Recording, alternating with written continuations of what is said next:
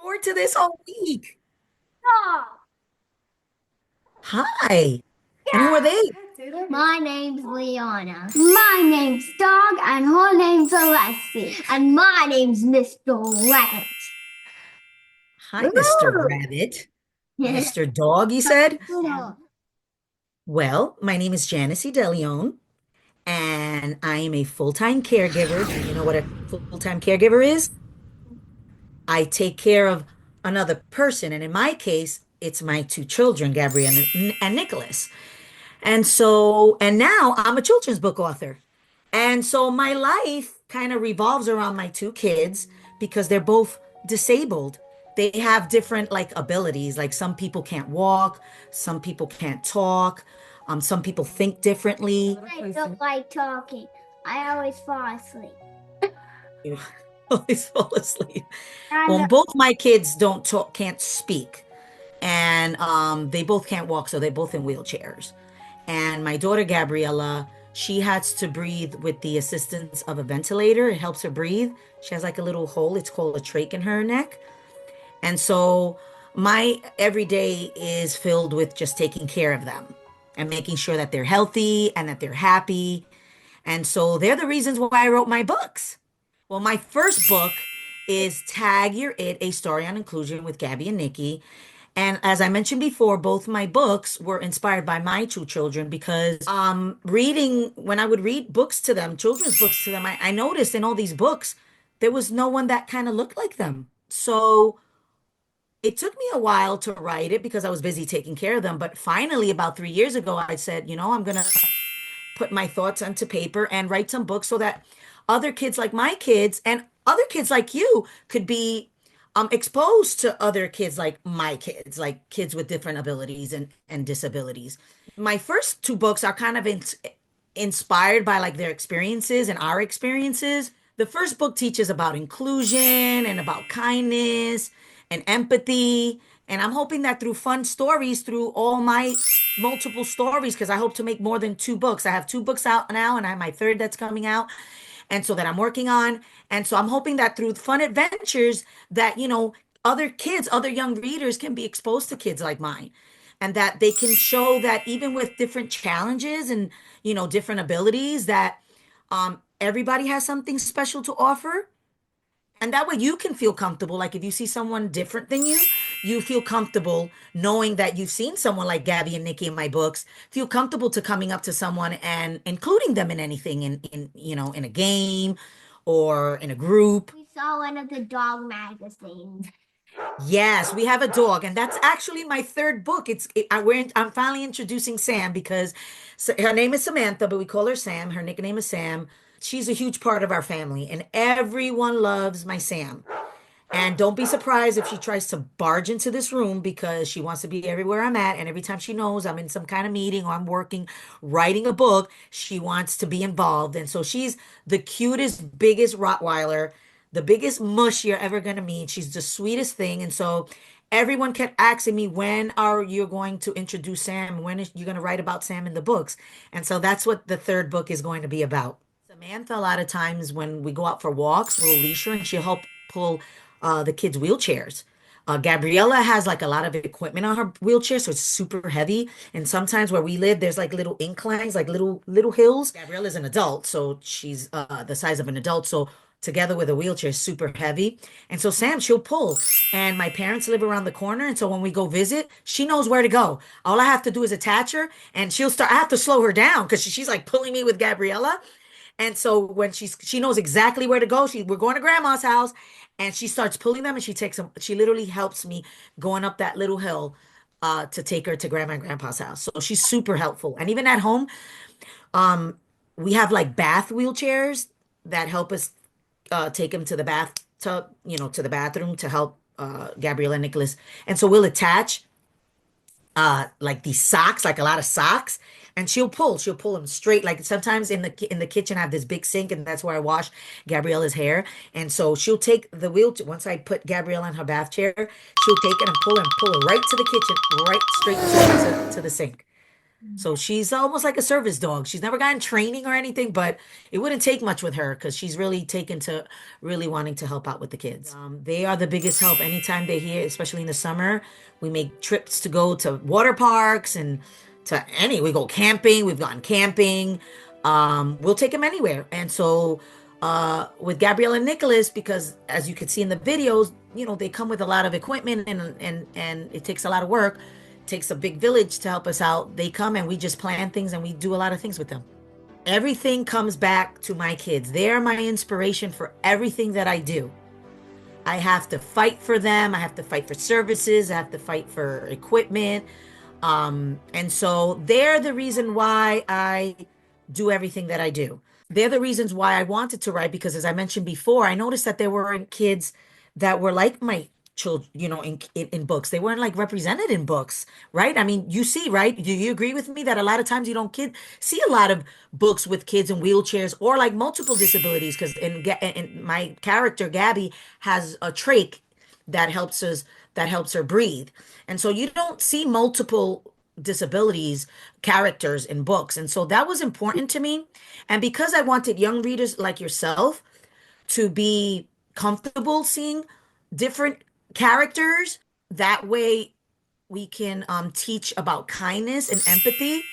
And as I mentioned before, make sure that everybody is included because everyone deserves to belong, right?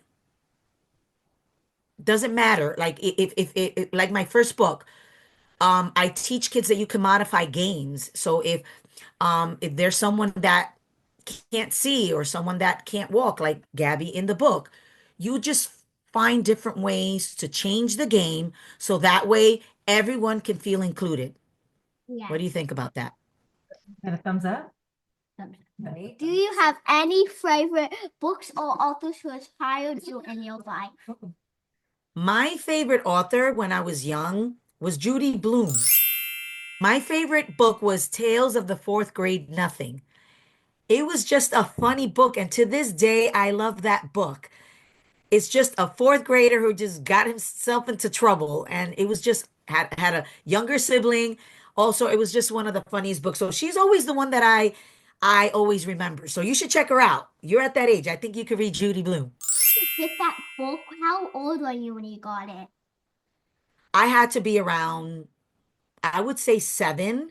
Seven. 7, that's what I'm saying. 7, 8, I was reading Judy Blume. I used to love reading, so I used to read a lot, but she was always the one that stuck the most in my head because that book just made me laugh so much. I don't know why I used to even draw on it. And to this day, I don't know what I did with that book. I do have a newer version that I bought not that long ago because I love it so much because I know that in my attic somewhere I have to have the original somewhere because I love that book so much. But the series is you love the series. It's just one of the books of the series but that one is always the one that sticks out the most to me because it was my favorite. On my birthday. What's your favorite? Wicked. Do you know the movie Wicked? Yes, I saw Wicked on Broadway not that long ago. The play. Went to the movie theater and my mom bought it for us on the TV. Yes, I've been dying to see the movie. Have not seen the movie because I've heard it is wonderful. Just haven't had a chance, so I gotta watch it. But I went to see the play not that long ago, and just loved it. What do you hope readers take away from your books? I want readers to know that it's okay.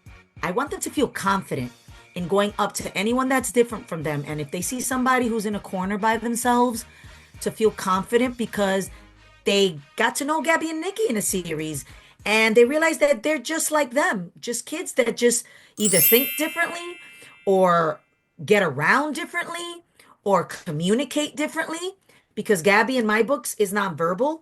I mean, you understand what she's saying because she's narrating the stories, but because you've gotten familiar with characters like Gabby, that you feel confident that when you see another kid that's different from you, that you can go up to them and say something as simple as a hello, or and ask them to join you either in the cafeteria, at lunch, or at games, and that if they do something a little bit differently, that you just change up the game and be able to include them and understanding that everybody belongs and that everybody can be friends. It doesn't matter.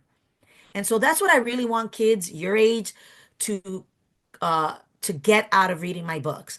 And honestly, it's just to enjoy all the funny stories because the second book is funny. Not a Shot is funny because Nikki's scared of shots and Gabby has to kind of trick him a little bit to get him, to get his shot at the doctors. And so it's just really about relatable stories, stories that you can understand to and relate to every day, and just feel comfortable being around other kids like my Gabby and Nikki. And you But never like you said, you just said you're afraid of shots, right? Yeah, me too. I've read that. Right? So read the second book, Not a Shot. It's a great book, and it'll make you realize, you know what? They're not so great, but it's a quick shot. You'll be okay. Nikki and Gabby will help you get the bravery that you need to get that shot real quickly. Yeah, my brother, he's not really that scared, but he's two, and so sometimes when he gets the shocks, he doesn't scream. As last time we went to the doctor, and when my mom took him, he didn't really scream. But we watched Well, this. that's good. I mean, it's good. A lot of kids doing a lot, and forget kids, adults. This is why I really wrote the book. It wasn't even for the kids. I had all my adult friends, my kids' nurses who are scared of shots. And I just thought that was the funniest thing. And that's what inspired me to write the book. Because my real life, Gabby and Nikki, they're not really afraid of shots. And so, they'll kind of go, okay, but then they realize, oh, it's over. It's okay. I lived. I'm okay. It doesn't hurt as much. It was the adults in the room with us that were scared to get shots. My daughter's nurse would have to turn around because she couldn't see Gabby getting a shot. And I just thought that that was the funniest thing because she's a nurse. She's in the health field, and I didn't think that she would be afraid. So that's what really inspired me to write the book because, again, I also know that so many kids are afraid and they see this big needle coming their way and they're scared. And I hope that through this book, they'll get a laugh because Nikki in the book does a lot of things to try to get out of a shot. And so it makes you laugh. But in the end, you realize, you know what? Sometimes we just got to buck up and be brave, and it's going to be over in a second, and you're going to be just fine. This one makes me laugh because he's hidden the keys. And so, because remember, he's trying to get out of getting a shot. So he hid the van keys so they don't have to go to the doctor. But he's whistling. You see him? And the keys are hanging on the side of his pocket. And so Gabby knows exactly what he's up to because that's his sister. She knows all his little tricks. And so I always find that funny. But this one is the one that most people like. They get to the doctor. He tries to switch the sign around from open to closed. And so he like does all these funny things, or he has all these ideas about how to get out, but they're not falling for it. Gabby knows better, and mom knows better that every time it's time for a doctor's visit, Nikki's gonna act up. You know what? This is like my favorite part. Is one of the first pages is her on her handicap swing. Have you ever seen a swing like this before? We did. Yeah, these are handicap swings for wheelchairs, for wheelchair swings, so that way they can get on and swing like everybody else. And we have one here in our backyard. And so those are the type of equipment and things that we hope that, when I finally start a foundation in their name, that we can help schools and other parks, raise money and funds to make sure that every park has a wheelchair swing and other type of things that other kids with different abilities can also play in. How about one question? Is the mom you in the book? Yes and no. Obviously, it's inspired by me. She looks like me, but she's not really like an important character in the book. She's just kind of there a little bit, especially Not a Shot. She's not really in Antagonist. She's in the second book, and she'll show up here or there. But the stars are obviously Gabby and Nikki. But she does look a little like me. So yes. Yeah. My cards are just cards that you can pick up every day. I hope they are in all the classes and things like that. And you see it has the characters there. It'll say, everyone is important. Everyone is special and important, including those who may have different abilities than us. Each one is different. Each one says something different. We can't be kind to everyone, no matter how they look or what their abilities are.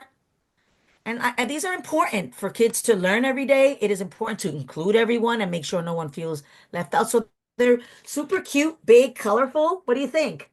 Yeah, okay. Yeah, I think if kids read these every day, it'll keep reinforcing every day, that it's important to be kind and to have empathy for others. Yay! It was awesome speaking to you. You guys, you two are awesome. Thank you.